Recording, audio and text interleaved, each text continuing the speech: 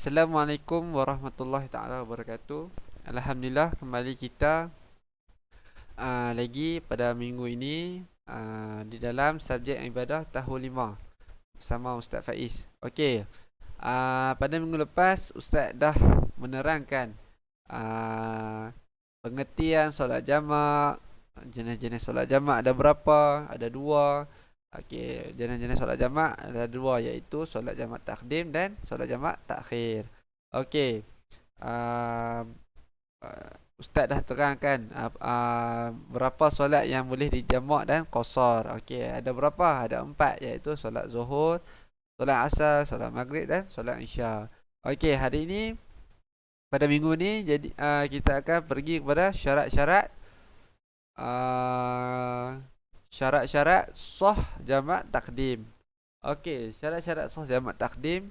Yang pertama, kita tengok kat sini, kedua-dua solat dilakukan mengikut turutan. Jadi kita hendaklah melakukan solat yang pertama dahulu diikuti solat yang kedua. Okey. Yang kedua, berniat menjamakkan solat yang kedua dengan solat yang pertama sebelum selesai solat yang pertama. Jadi niat tersebut sunat dilakukan ketika mengangkat takbiratul ihram. Okey, yang ketiga, masih di dalam musafir ketika melakukan solat yang kedua. Jadi Ustaz minggu lepas Ustaz dah terangkan Allah memberi kelebihan kepada umat Islam jika dia bermusafir, bermakna dia boleh melakukan solat jamak dan solat qasar. Okey. Seterusnya kita pergi kepada syarat-syarat sah jamak takhir. Yang pertama, berniat untuk menjamakkan solat yang pertama ke dalam waktu solat yang kedua apabila masuk waktu pertama. Okey, yang kedua, masih di dalam musafir. Sama juga di dalam syarat-syarat sah jamak takdim tadi, sehingga selesai mengerjakan kedua-dua solat.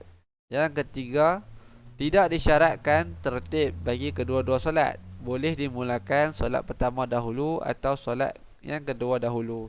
Okey, jadi antum kalau nak nampak lagi syarat-syarat sah jamak takdim dan takhir ni, antum boleh lihat dalam buku teks ibadah, muka surat 7 ya. Okey, seterusnya kita pergi ke lafaz niat solat jamak takdim.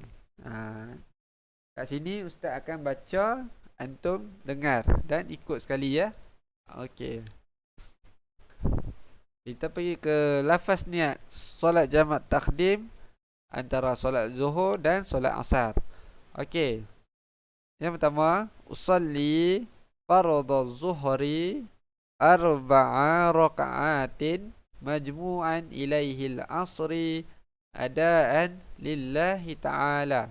Artinya, sahaja aku solat fardu zuhur 4 rakaat dijamakkan asar ke dalamnya tunai kerana Allah Ta'ala. Itu maksud lafaz ni, lafaz bahasa Arab ini di atas ni. Okey.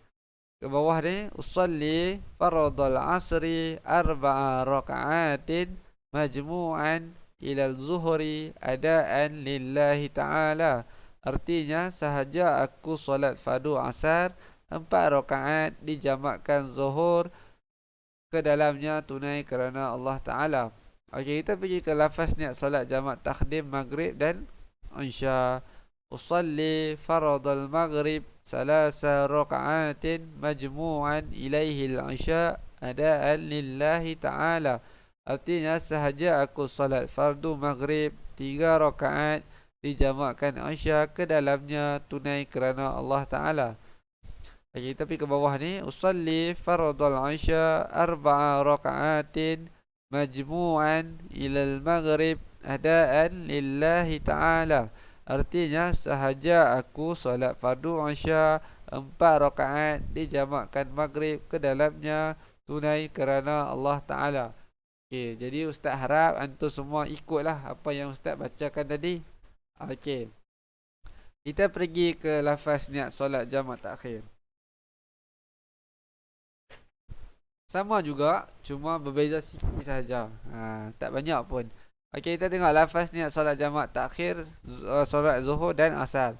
Usalli fardhu zuhri arba'a raka'atin majmu'an ilaihi al-asri adaan lillahi ta'ala.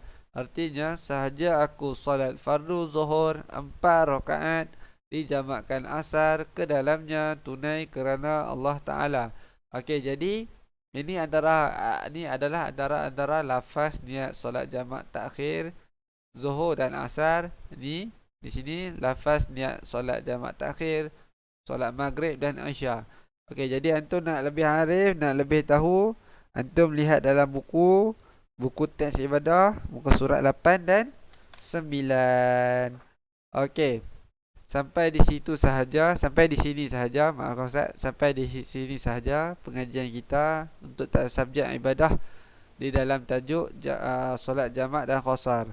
Minggu depan insya-Allah kita akan berjumpa lagi untuk subjek ibadah ini, pengertian solat qasar pula.